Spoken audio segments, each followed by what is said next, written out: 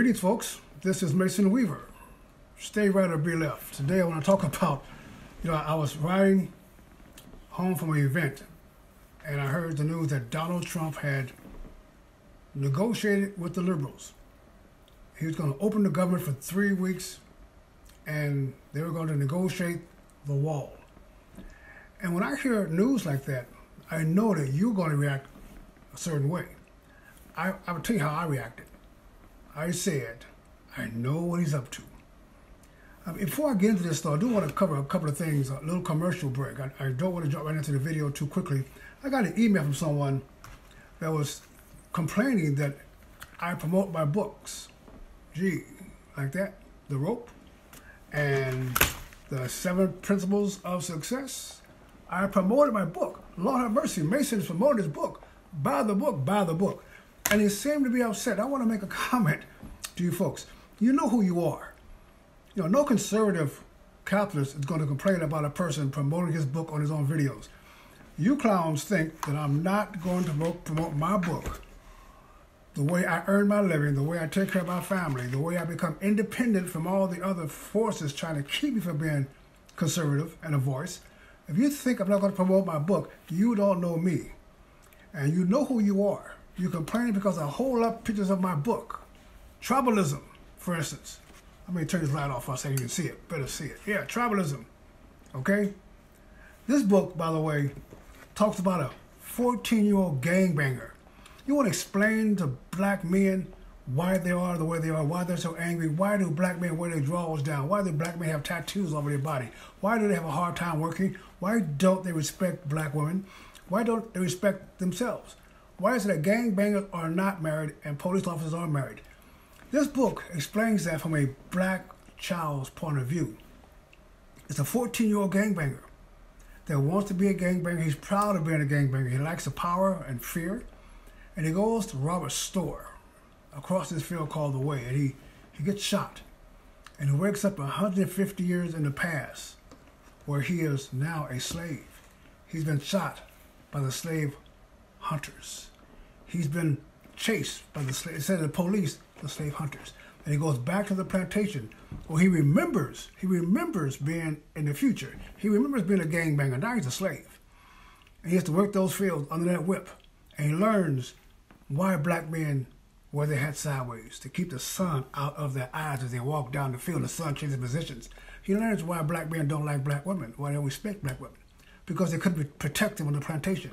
He learns to respect black women when he escapes with Harriet Tubman. He learns to respect white folks when he sees who runs the safe houses. He learns to respect himself when he meets Frederick Douglass and he's told no one is free unless all are free. So he goes back to help his own folks get free. That's tribalism. And black folks read that, especially black men, young black men read that book and they see why they're angry. They see why they're frustrated. They see who the real enemy is. It's not you and me. So yeah, I'm going to promote the book.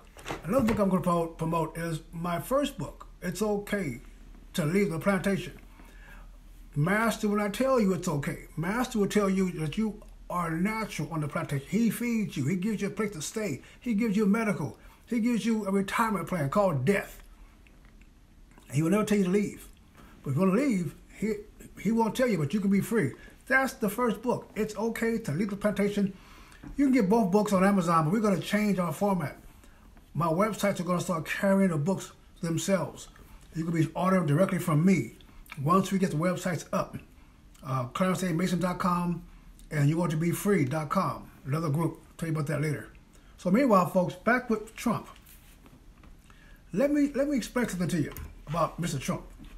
Trump is negotiating with this wall. Folks, understand, Trump is a negotiator. But I want you to hear me. Trump is not negotiating with Nancy Pelosi. Trump is not negotiating with the Democratic Party. He knows they will never give him what he wants. He has no delusions or illusions that he is going to be successful in getting a wall from the Democratic Congress. Trump is negotiating with the Supreme Court. He is setting out the groundwork. He's laying the foundation because it's going to end up in court. He will declare martial law, and the Democrats will immediately sue at the Ninth Circuit or someplace like that, Hawaii, and get a ruling against him is going to come, and then it's going to go immediately to the Supreme Court. He's going to ask for an emergency declaration, an emergency hearing. It won't take 2 years to go through the court system. This is an emergency. He will demand that the Supreme Court take this case, and they will. And he's laying the groundwork now. I've tried to negotiate. I've offered concessions. I've tried to open the government for them. They refuse to address this national emergency. The experts, they talk about now, the experts are going to declare that the drugs are coming by, violence are coming by, women are being abused on these caravans. It's a horrible working condition. Children are being sexually molested and kidnapped. He's going to lay out the plans before the Supreme Court, not Congress. He is no longer having any confidence that Congress is going to do anything but delay him. They're doing it on purpose. He knows it. So he is laying out the court to decide this case. And after February the 15th, he's going to declare a national emergency, and his power as president is to call out the resources to build the wall, federalize the border if he has to, punish Mexico for allowing the next caravan to come through, and secure our border by building a barrier. He's using the word barrier now, folks. What is a barrier other than a wall? So don't you panic. I don't want to hear you guys screaming and hollering about Trump. Trump, he's caving. No, Trump is a negotiator. He knows that the Congress is no longer in his corner. He's going to go to the Supreme Court, and we're going to applaud him. We're going to scream his name. We're going to jump up and down with joy. So don't panic. Don't panic. Remember, Grandpa Mason, I got this gray hair for a reason, folks. He's doing what he's doing on purpose, deliberately, and he has thought about it. He's analyzed it. He's prepared to go to the Supreme Court and win this. So relax. All Democrats can do is stress you out. All they can do is attack you. All they can do is call you names. We put Trump in power to fight them, and he's doing it. Your job is to ignore the garbage you hear from the press. Ignore the polls you hear. You know good and doggone well the polls do not show the majority of Americans blame Trump. You know that. You know that the majority of Americans do not wish the border wall problem will go away. You know why we elected him, and he's going to do what we elected him to do. So, meanwhile, get the book. Let me promote it again. Selfish promotion for you guys who don't like it. Tribalism. The truth between the liars. Pick up your copy today. You can email masonweaver@masonweaver.com, and we'll take your credit. We're going to set up an account on my website that you can order the books directly from me. I may even autograph all of them. I don't know. Depends on the mood I'm in.